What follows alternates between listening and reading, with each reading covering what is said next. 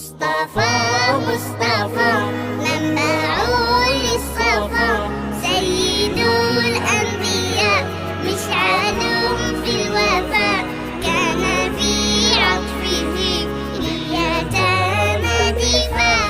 مصطفى مصطفى منبع للصفا، سيد الأنبياء مشعل في الوفاء، كان في عطفه لليتامى دفاع. حن قلبي له